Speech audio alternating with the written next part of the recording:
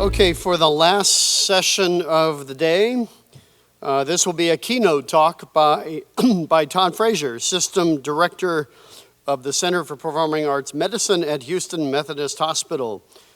As the only center of its kind in the country, the Center for Performing Arts Medicine's mission is to translate the collaborative potential of the arts and medicine to the healthcare environment, and the center includes a specialized group of more than 100 physicians working collaboratively to address the specific demands placed on artists.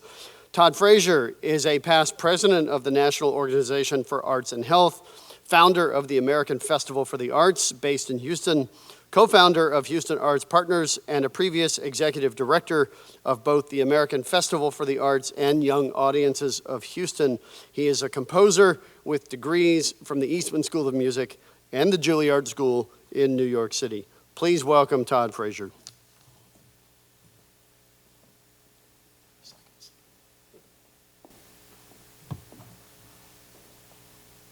Well, thank you, Andrew. Thank you to the University of Houston for the invitation. As he said, I am a composer. My love for music led me to try to think about ways we can expand professional opportunities for artists, and also to introduce the arts into new environments in new ways to broaden the value and meaning for the arts. So when I had the opportunity to join Houston Methodist Hospital about 10 years ago, I grasped at it, understanding that the hospital environment or environments of care are an extraordinary place to broaden opportunities for artists. Houston is unique in that we do have the largest medical center in the world, although just being the largest doesn't necessarily make any institution the best, but I do think it encourages a very high level of sort of innovative, healthy competition, if you will. The medical center is still growing. You can see its trajectory from the left to right. But it also sets up a wonderful environment for the marriage of arts and health. If you talk to the mayor, he'll say, what are the three most important things about Houston? They'll say medicine, the arts, and energy. And well, those are the three things that are kind of powering, supporting, funding, and collaborating an arts and health real renaissance here in the Houston. The proximity to the theater district in the downtown, to our medical center, is also sets up a very nice environment to build a two-way bridge, looking at how both can sort of support each other in the patient experience and employee engagement. The center, as Andrew said, has 5 divisions, and so my presentation today is going to be extremely practical in that I think a lot of folks love the sound of arts and health, love the idea of arts as therapy or music therapy, but it's actually maybe rare for someone to come inside of a hospital and to see practically how it's used every day, to look at how it's evaluated, and look at some of the outcomes. And so I'm going to go through each of these sections. It's a very colorful presentation in that it's multimedia, a lot of images, a lot of videos with sound. So I hope that all comes through, and it's meant to reinforce what may already be happening in other centers around the world, but also hopefully encourage or inspire other centers that this type of structure is possible within a medical setting and is in fact thriving in Houston, and we would be very proud to be a reference as you're trying to start programs around the world in your own centers. So I'll start in a little bit with our growth. Again, being the biggest doesn't necessarily make you the best. Our growth has now positioned us to be one of the largest arts and health institutions and most comprehensive in the nation. But it's really grown organically. It's really grown primarily through response to demand, trying to find solutions for modern challenges. And in fact, we've had growth during COVID because I think it's been a moment where many institutions have looked for how we can humanize care. And luckily at Methodist, they've looked to the arts. And some of the programs I'll present to you today were specifically from our CEO asked of us in how we can use the arts to solve a specific challenge. Now, one of the fun things to do, and I also put this slide, if I'm ever at the end of a conference, I know we sometimes lose people or some people are getting tired, but you know, humor is also a wonderful part of communication. And when you have this many employees in an arts and health organization, you're going to have a lot of them who used to play in a high school band. And so every year when we have our HR retreat for all the employees, we're asked to motivate the employees and get them engaged and excited and make them laugh. So this might just be a little refresher to make you laugh. You might see someone familiar on the bass there. If you play the video, you might also remember this song from your youth.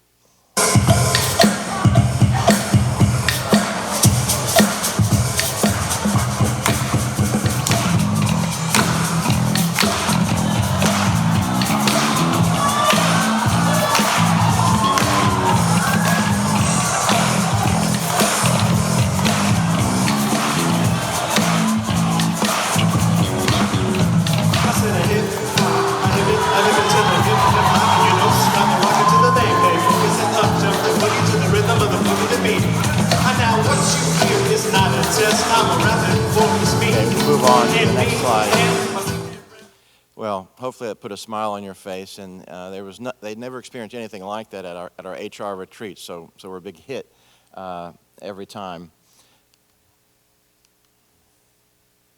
So let me move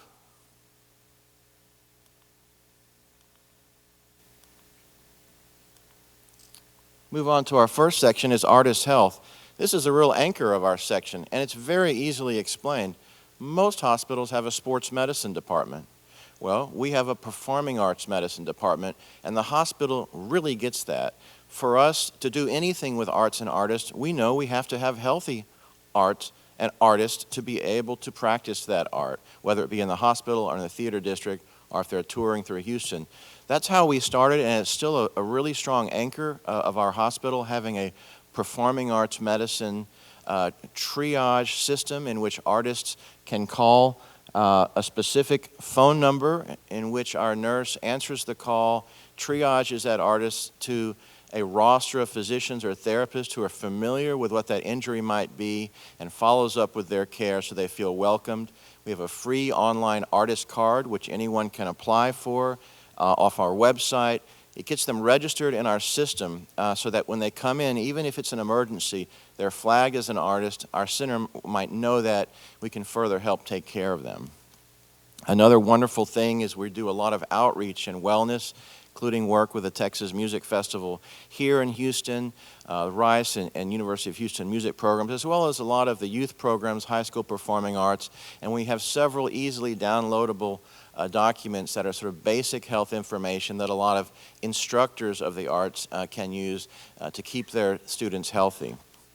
Now this conference today is a little bit more about how the arts are integrated into the care environment, looking at what we look at is improved patient satisfaction, experience, engagement, wellness, and resiliency.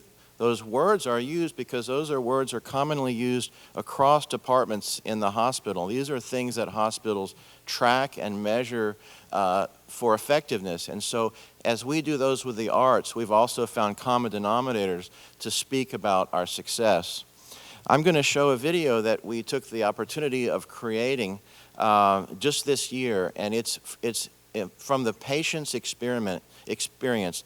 The idea is that what are the different entry points that the arts have, at least at our hospital, that impact a patient's stay that might be so important to them that they would consider it improving or contributing to their not only their experience but potentially their outcome. And I invite you to enjoy this video. You're the first audience to see it. We're premiering it today. It's the arts in the patient experience at Methodist. Can you play the video?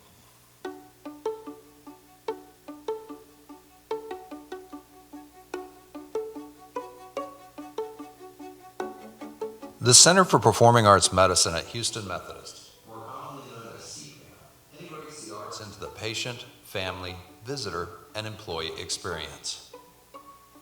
The first thing a patient experiences at Houston Methodist is one of our beautiful lobbies. While entering the building, guests are welcomed by live music, offered 7 days a week in the community lobby by staff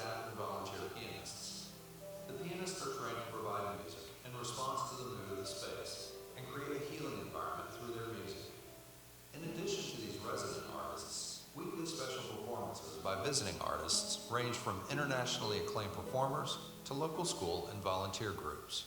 The amount of live music offered makes the hospital one of Houston's most active concert venues. After evaluation with a Houston Methodist physician, or while waiting for a procedure, guests may turn to the CPAM channel on the television in waiting areas and inpatient rooms to watch specifically created arts programming.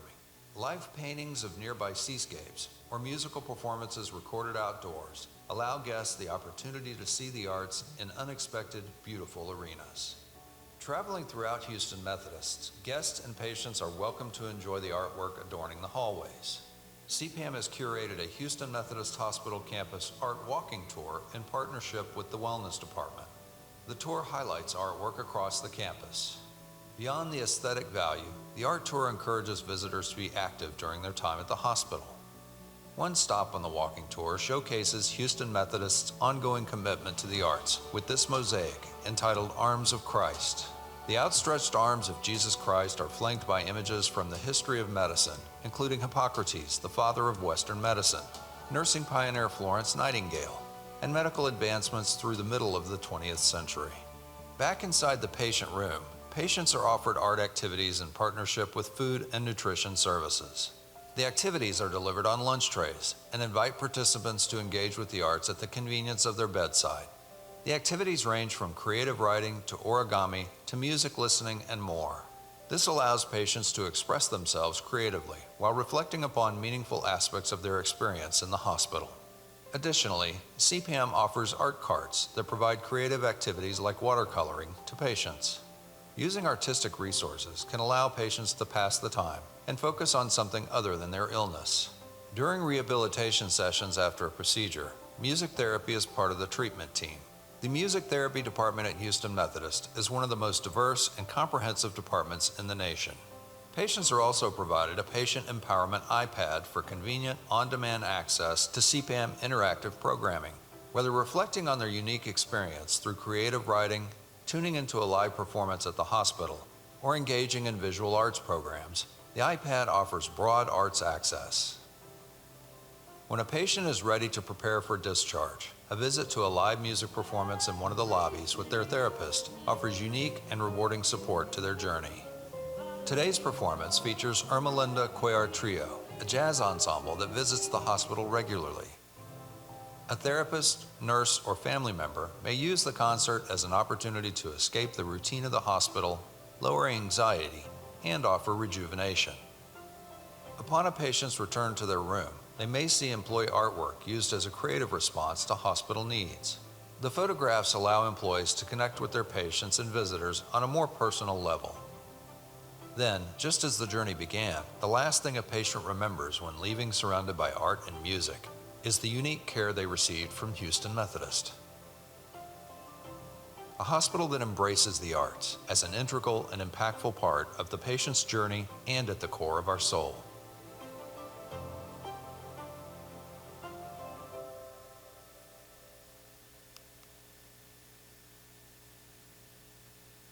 Okay, thank you. So we're proud to present that to you today, looking at what we like to call different entry points for the arts, and some of those were discovered through COVID, the patient tray, the patient empowerment iPad. So these things are going to really improve the different ways we have to interact in the experience. One of the other things we do that is supported wholeheartedly by our HR department is celebrate different times of year, different cultures that are working at the hospital, our patients that are coming to the hospital. And the next are just a few examples of what we've embedded on a regular basis, the celebration of these cultures and people coming together and work. This is a holiday, Christmas holiday scene from Methodist that would not be uncommon if you can believe it. So play this video.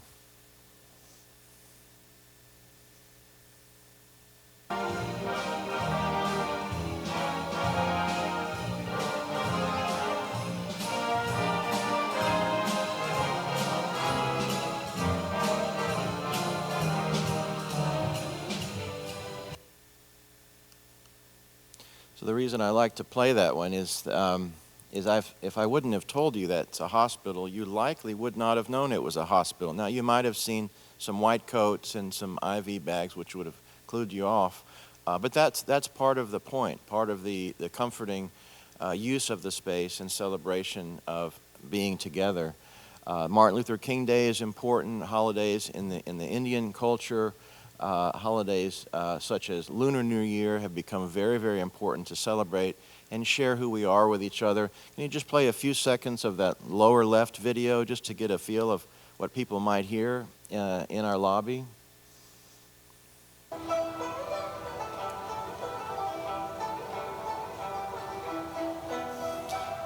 Thank you. So as far as also the arts being able to bring cultures together and educate on different things that are important to different cultures are really evident there, music being a wonderful common denominator. What did we do during COVID when there was a real shutdown? Well, this is one of the examples. Our CEO contacted us directly. We have got to improve the morale of our employees. We are really suffering. What can you do that can be safe? So I said, well, why don't we welcome the first shift when they're coming in, improve the morale, lift them up as they're walking into the hospital. We'll be outside. Yes, we have to hire artists to play at 5:30 and 6:30 in the morning, but I bet they'll do it. And then the second shift, how can we be in a safe place as they're leaving and the night shift's coming to sort of improve morale? And this is what it looked like during the height of COVID. We play this video.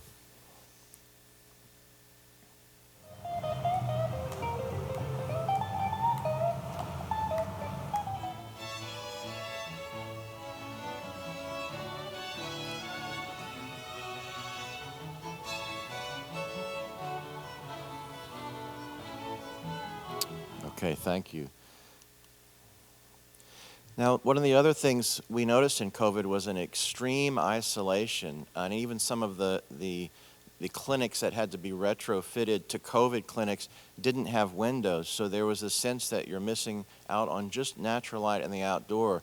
So we completely repurposed our TV channel, and we started doing things that we don't know why we haven't done them before. We sent visual artists down to Galveston, which is the coast here in Texas, to paint beautiful marsh scenes set to music from beginning to end, similar to a Bob Ross type of experience, but also looking at the different points in nature that could bring that into the hospital to relieve some of that isolation and anxiety. These became some of the most popular videos on our TV channel, and we'll give you an example right here on this video.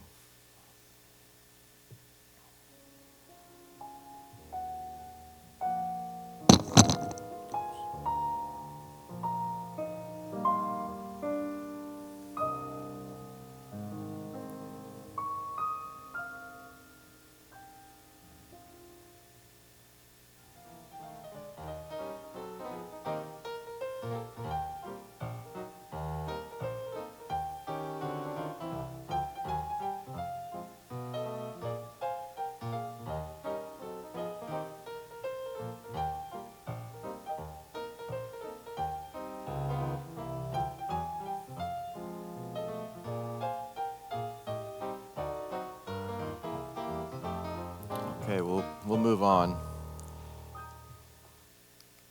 But I think just sitting in your seats, you can see how this would be a very welcome distraction and very interesting experience. Not during COVID, but overall, we've also looked at opportunities at hospitals. A lot of hospitals will have older or maybe not as fresh environments.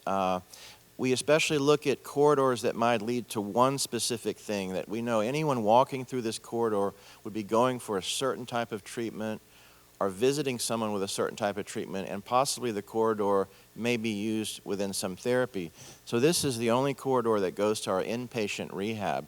So they're going through a rehabilitation journey. They're also using it for gait therapy, which is walking therapy, some cognitive therapy that they will talk about. They'll use words as they're going down the hallways and ask questions.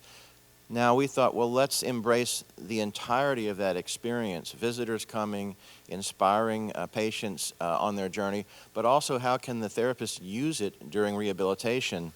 So the pictures here are the same from that movie, from the employees' pictures, so that's a connection to the hospital. They're spaced 10 feet away so that instead of saying, we're going to do a gait walk for 10 feet, we're now going to walk to the hummingbird.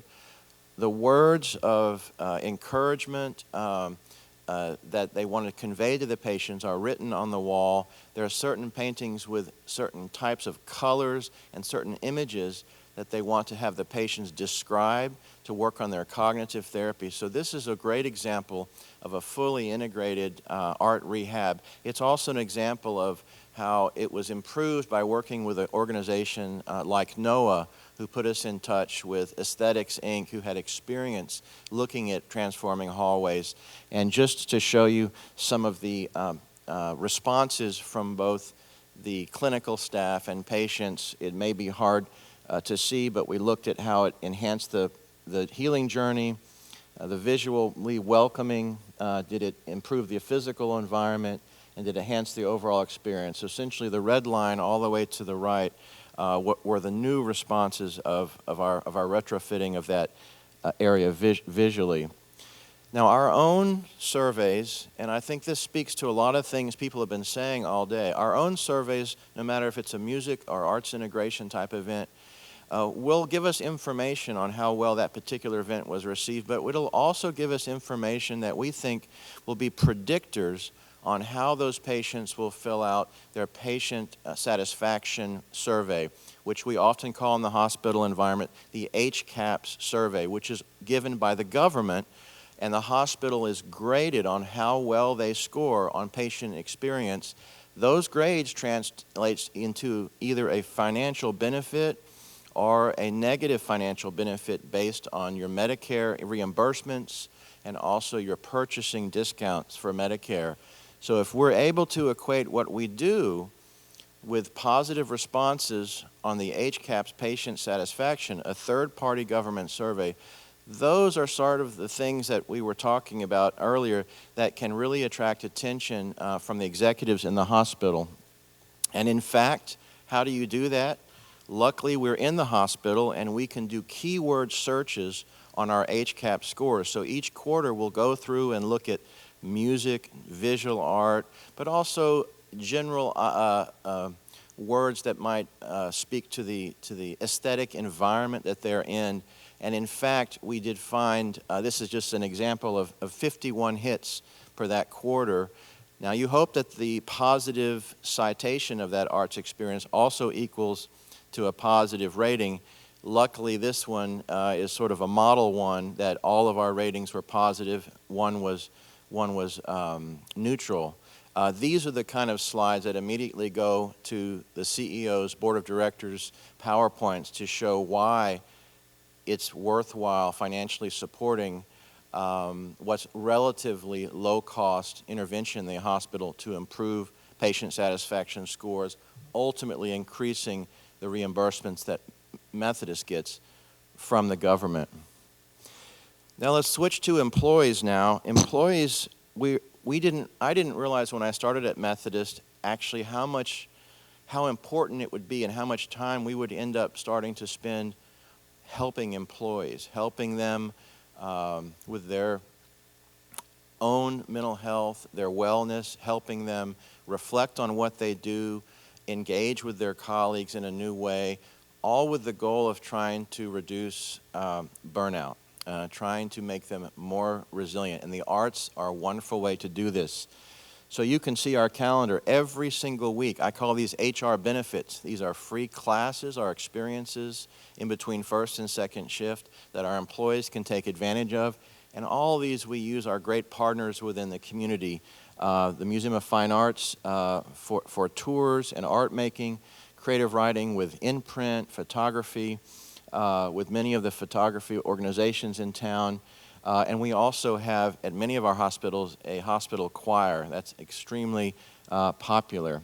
Just to take you inside what the Museum of Fine Arts field trip is, where we're just a short train ride away from the museum. But these are purposeful, and everything we do is purposeful. So the employees are enjoying their experience there, but we're looking at things that can also help them improve what they do for patients. So we look at artists that can portray resiliency, compassion, respect, boundaries, and expressions in the museum, and then they do some of their own art making. Wonderful responses, again, wonderful responses. So we also, in our own surveys, we try to predict what is also a very important hospital survey that's done annually, which is the patient experience, the employee engagement survey, often used by a third-party company called Press Ganey. You'll hear these names if you work in a hospital, Press Ganey, HCAHPS. These are extremely important types of things. So especially in burnout, and especially for employees, the terms like compassion fatigue, cognitive weariness, engaged at work, closer to colleagues, and just a more positive attitude toward your employer. Those are important, and they ring. You notice that we didn't actually specifically ask about the art-making activity, but the art-making activity produced these results, and then these are the common denominator things we can communicate for success. Now, what did we do with the choir? I just got to play a minute or so of this. We went virtual like a lot of choirs did. Did people drop off? No, actually a lot more people contributed. I'm just going to have y'all smile again a little bit by playing about a minute of this next video.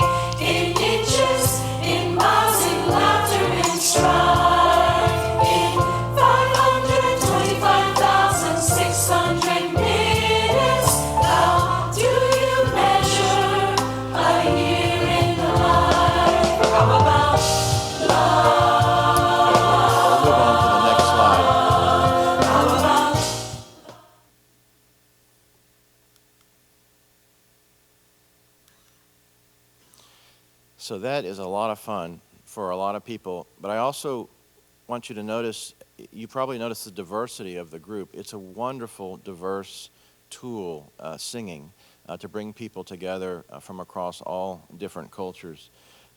Very, very high rankings, again, similar to our other rankings as predictors of what these employees might respond to in their employee satisfaction survey. Some of the other things we're doing for employees, this was a unique artist named Marlo Saucedo, who had this method of blocking out certain parts of a canvas and then the other parts of the canvas having either a story written in or names or something important to the person coming by. In this case, it was the 1-year anniversary of the first COVID patients. So all the employees were encouraged to either write their name to show that they were there and still there, or someone important to them, or someone that helped them. And lo and behold, after all the names were on there, and then the areas were stripped off that weren't used, it created an iconic representation of the hospital and all the different employees represented in the hospital. And of course, you can see it's there by the statue of Jesus the Healer. You look a little closer, and then Jesus itself, you can actually see what made that shape. And so this is a very moving experience when you walk through Methodist. It's up there now, empowering the employees and making them feel good that they're there and they're united with a team. And it was for this community artist that we have to thank for doing that. Now, do they actually show up in employee opinion surveys through Press Ganey? Well, they actually do. There's a few places you can write in what your experience was that made you have a positive response. And I like this because it taps into everything we're doing. The pianist in the lobby, the architecture of the building, my class to improve my photography skills, and able to compete in the photographic contest each year, all ranking positive, equating to a very, very strong case for having the arts as far as employee engagement. Methodist does enjoy the very top decile of employee engagement scores at the 97th rank, well above the national healthcare average. And this is important, especially during stressful times now when you're trying to retain, to bring in new, and to keep special talent so that you can serve your patients. Now I'm going to go into a little bit of research. We're doing a lot of research, so I'm going to focus really in on just one of our research studies. We're lucky to have access to the fMRI, the Functional Magnetic Resonance Imaging machine, which, in my opinion, for the arts is so profound in its opportunity to look at biomarkers in responses to art stimuli. It equates to the X-ray, let's say, for an orthopedist. Because when you show something's happening, a chemical release or an increase in oxygen to a certain area, or different changes in neuroconnectivity in an fMRI, the way that was created immediately becomes much more accepted.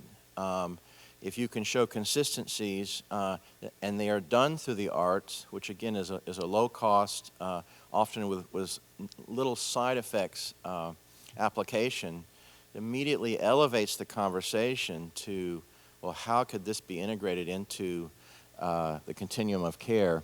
So we have several studies. The stroke study is what we're going to go talk to you about now, but also a very exciting study is with Rice University. It's at looking at the way artists learn and looking at how you learn to be creative and practice that creativity for older adults that have an early diagnosis of cognitive decline. There are lots of studies that show that the connectivity in the brain changes somewhat after someone, let's say in their youth, practices or studies an artistic discipline over 2 years. And so this is what, there's also some very interesting information that we found about artists who can find new ways to recover after illnesses. There's some suggestion that the neuroplasticity created by an artist's brain might help someone better later in life have more resiliency. So what we're doing, both with fMRI and a very active class over at Rice, 6 days a week, a 2.5-hour class, each time for 6 weeks. So this is a significant engagement for these folks, is we're looking at how that might potentially open new neural pathways that might help those folks become a little more resilient to some of the neurologic challenges coming along. So even though Chris said earlier that the arts may not necessarily be able to cure a disease, I would say we're close to be saying something like help manage a disease, especially when we come to mental health. But our friends in Finland do some great work with stroke and music, and this study came out that showed, and the dotted line was all of their patients who had had strokes but had listened consistently on a daily basis for 90 days to music. There was also a books on tape group and a control group. And it really sort of sent some shockwaves through our field, because we said, gosh, if you have that many of your patients all scoring consistently a little bit better on some of these basic stroke tests, maybe there's something to that. Well, the one thing that they didn't have is that fMRI component.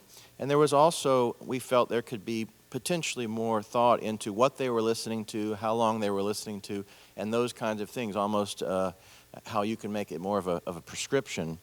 So our basic study is all music the same?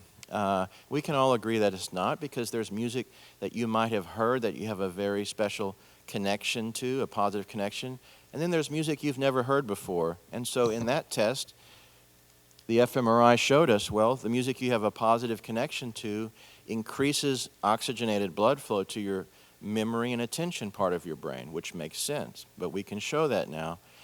The music you've never heard before, all of the increased oxygen area goes to your focused attention, which is also is interesting and could be expected, but we're able to show that here. Now we added more spoken word, music that has a emotional attachment, as well as unfamiliar music. And the remarkable thing we started to see is that every one of our different subjects had a very, very similar, let's say, thumbprint response or activation response represented by the fMRI. So you could almost study this for a few minutes, and if I showed you one of those thumbprints, you could probably tell me what they were listening to. And when you get these types of consistent responses, you can start to look at, well, if you have a lesion or you have a damage in a certain area, what type of music prescription could we offer that might bring more oxygenated blood to potentially offer a better chance for that area to recover or survive? And that's what we did in our stroke study. So the stroke study is 3 times a day, about a 20-minute session, and it's for 90 days, and it goes between their individualized familiar music as well as non-familiar music. So it's almost like a cross-training for the brain as far as blood flow. Now, this is a comparison at 45 days. The blue is the baseline anatomical resting state scan. The red would be increases in connectivity. So it's encouraging to see some increases, and it's interesting to see the frontal left lobe for the language, which might be expected. But it's interesting in the music to see on the right that there's sort of across the brain in the different lobes and behind, and so this was somewhat encouraging. Now, when we got to the 90 days, again, you can almost pick out, if you just saw those thumbprints, which would be the music. So number 1 and number 8 and number 9 and number 11, you really have an increase in baseline resting state functional connectivity that is certainly promising. So right now at Methodist, patients are enrolling in this, and that's accompanying their rehab for 90 days, and is a great example of how music medicine and music therapy have collaborated to offer a very low-cost, potentially important assistance to recovery. Now, this is an interesting slide because we just happen to have a subject who is a very high-level artist who came in, and we had some fMRI scans looking at an artist's brain. That subject did have a stroke and had made remarkable improvements after the stroke by going back and practicing some of their fundamental exercises on the piano. This was remarkable. It's one of those stories you hear that impressed the physicians who thought they would never play again. But the interesting thing we saw, the top 2 rows are pre-stroke, and these are listening to themselves playing pieces of music that they know very well. So, which had some activation, motor activation, emotion activation. But look at the activation after the stroke, listening to a piece that they had learned after the stroke. Very much more activation and in very different areas. So this is anecdotal, but it's still, we keep seeing interesting trends in musicians and plasticity in the brain and the ability to possibly rehab by embracing these different sort of maybe reservoirs that they might have in learning through the arts. So my final area is music therapy. Now, music therapy is a one-on-one or a group session with a therapist that is live. That's what sort of separates it from, let's say, environmental music or music medicine.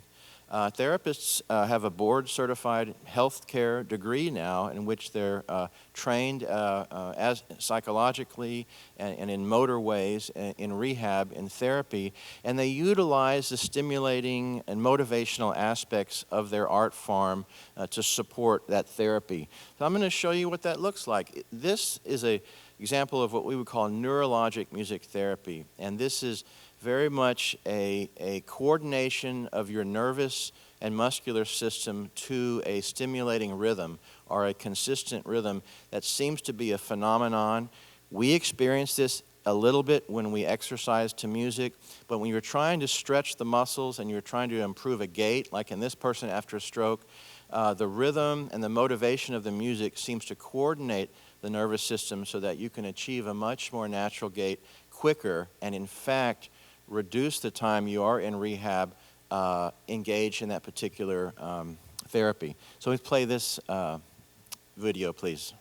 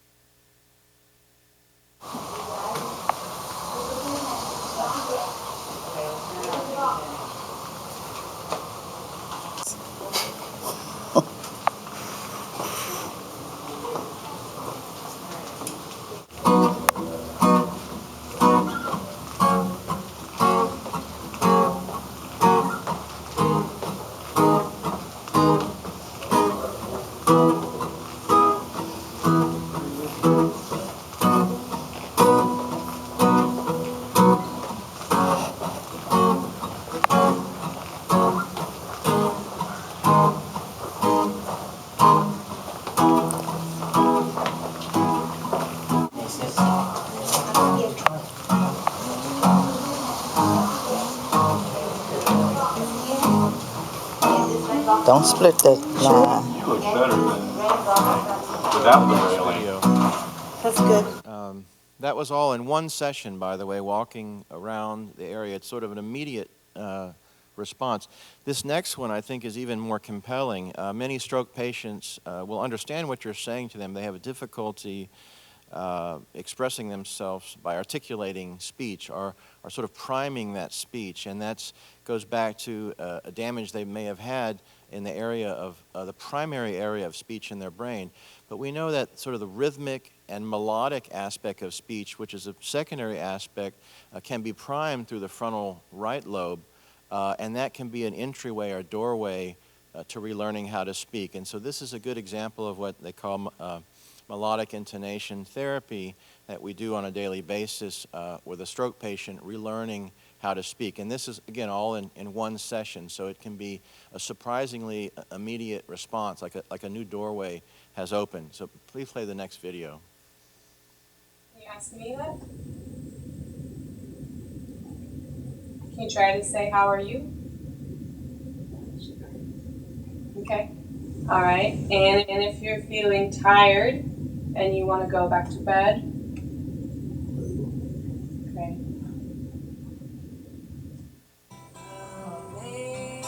Amazing grace, how sweet the sound that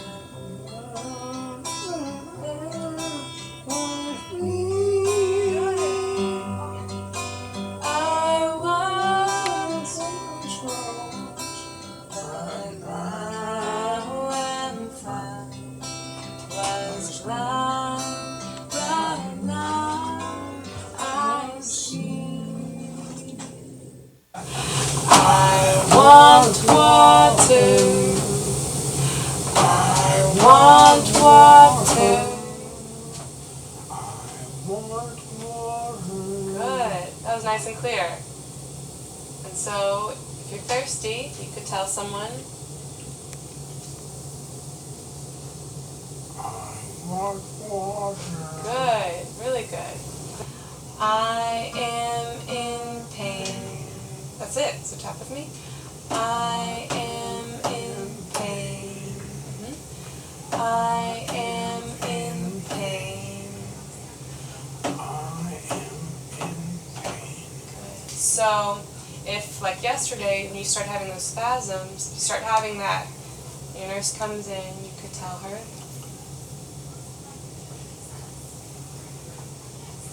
I am in pain. Great.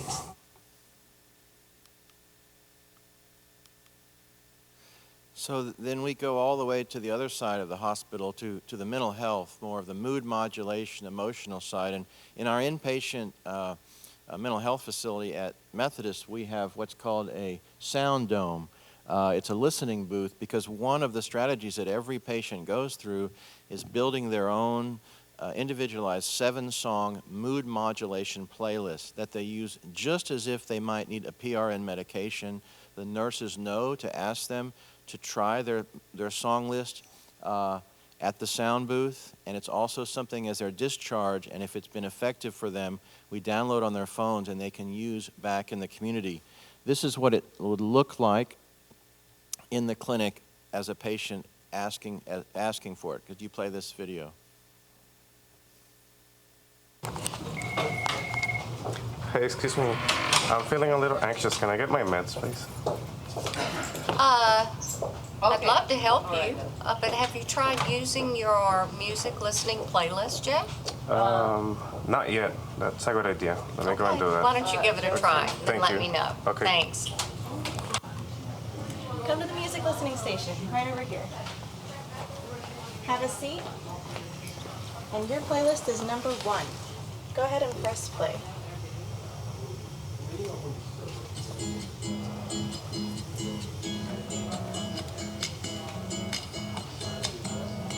I just wanna be okay, be okay, be okay. I just wanna be okay. I just wanna be okay, be okay, be okay. Okay, thank you. So you often see those directional speakers sometimes in museums, but you can't really hear the sound outside of it, so it creates a personalized space. Now every patient goes through this and they practice this, and every song 1 through 7 equals a certain modulation of their mood, bringing themselves back to their ideal state. It could be the rhythm, the melody, the motivational words of it, and they practice this, and every single time we've never had someone decrease their mood state going through this, and we now have done this hundreds and hundreds of times. I think the important thing is it's also easy for them to take this back in their community after discharge, and helps us reduce readmission, which is very high traditionally on the inpatient psychiatric clinic. Are they using it in the community? Luckily, we have a social worker that visits many of them, and we've just started to check in with them, and in fact they are. We have reports of using it in the grocery store. Anytime there is some sort of a trigger, even the parents or loved ones suggesting that they use their mood modulation playlist. This is exciting to us for those variety of ways, because oftentimes the hospital loses track with a patient once they're discharged, but this is something that they can continue to use, continue to change and integrate into their life. Again, an example of actually management. The arts could potentially be a management for some of these mental health challenges that we're seeing. Again, similar types of surveys and responses. We have hundreds of these, so these aren't just 4 or 5 patients. These 140, 143, 300 and some of the other ones. The interesting statistics on music therapy is how much more family sessions we're doing, and that's probably due to COVID.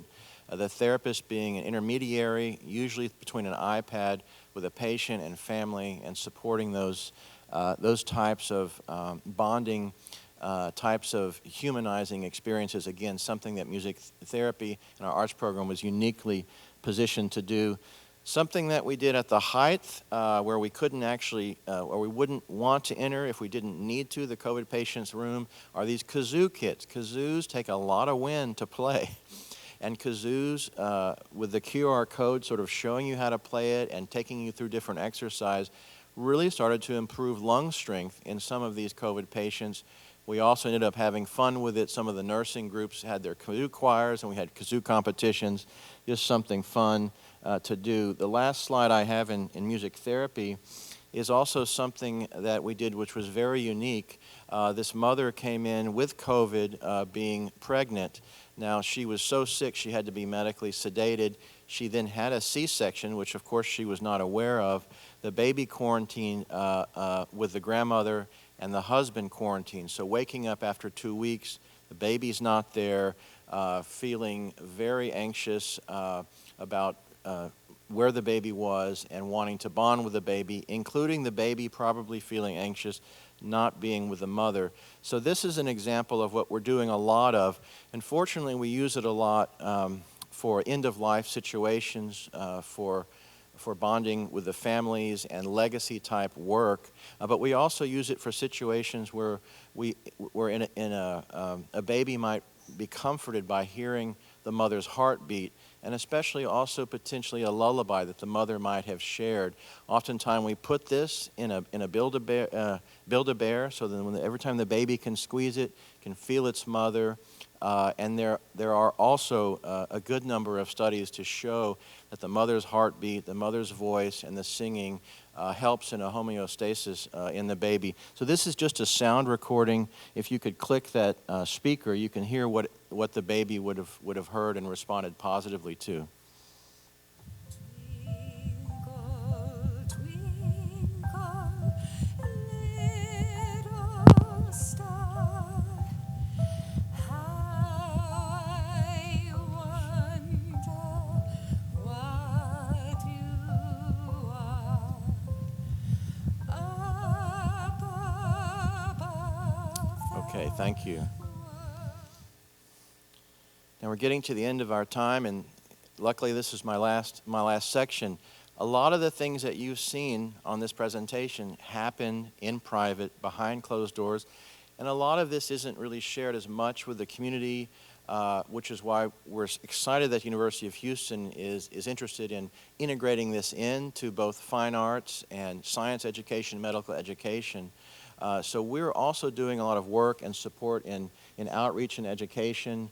We have a lot of videos in our educational portal that can give you even more information about the different areas I've shown. The website is just houstonmethodist.org/performing arts. We have created a very strong and robust partnership with U of H, and I think it's very healthy because we can represent a very practical, experiential, hands-on internship type of experience for students who want to learn more about arts and health. We've also supported and purchased a mobile arts for community health vehicle that the University of Houston is proud to adopt and start to send out to community venues in which music can uplift communities. We're also starting to use this through a recent CDC grant that we've collaboratively received to share health information about COVID and the COVID vaccine. I'm really proud, and Galen might be on the call today, to have been a model for other institutions starting programs. We're proud to have been a support and model for the Eastman School, reaching out to the University of Rochester Strong Memorial Hospital, starting a very robust program up there. And finally, for you all to learn more information about the world of arts and health, NOAA is a great resource. They have several free publications. The best one, if you're a high school arts teacher, it's not too early to sort of expose students to this world of arts and health. And Arts, Health, and Wellbeing in America is set up already nicely as a curriculum to introduce that. And as many of you have heard today, the idea of sort of elevating the role of an artist in a health setting by sort of ensuring certain safety experiences, certain education that would help a hospital make sure that they can safeguard certain outcomes, I think will really improve the field. And this core curriculum that NOAA has put together and published is going to be a great textbook for universities to broaden the field in that. So I've really hoped you've enjoyed this, what I hope is a very practical tour through our center. It's shown you how we've succeeded in integrating the arts, and it's also, I hope it's inspired you in that we've been able to demonstrate the value of the arts in ways that transcend different departments and are elevated to be right there in the room of the variety of tools one can use to help both patients and employees and the community live a healthier life, have better health outcomes, and certainly contribute to the mental health of our community. Thank you very much.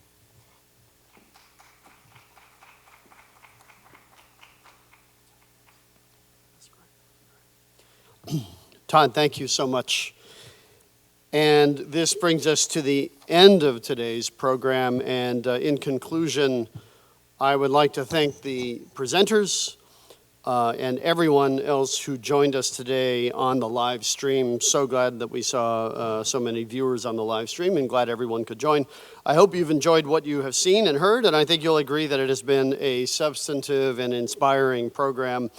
Please stay tuned to our website for more information about other upcoming Healing Arts Houston events, including a major 3-day international symposium entitled Innovations in Arts and Health. Just like today, but a continuation of what you heard today. And this is scheduled for September 29th through October 1st, 2022. I also want to thank the internal Healing Arts Organizing Committee at the University of Houston, who have spent many long and hard hours with me, mobilizing the university community and the entire city of Houston behind these efforts. They include Dean Stephen Spann, who you met earlier from the College of Medicine, and Professor Woods Nash of the College of Medicine, and from the McGovern College of the Arts, all from the McGovern College of the Arts, Professor Fleurette Fernando, Melissa Noble, Narissa Gomez, Lizette Portano-Marmolejo, and Lisa Angrasani. All of us thank every one of you for your hard work. And again, I thank everyone else who joined us for today's program.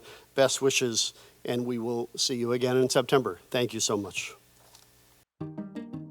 Arts are important to our health because they define who we are.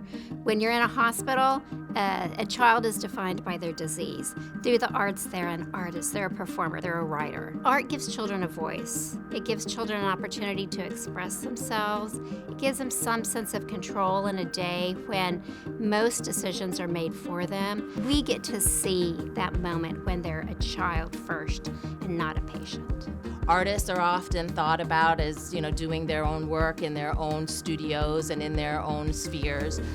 We don't automatically connect artists and the work of artists with healthcare, but in the past 20, 30 years, this has been a really innovative area of growth. Recently, the University of Houston established a medical school, and that has given us even more opportunity to collaborate with that college to determine what are the most innovative and progressive health services we can provide as a community.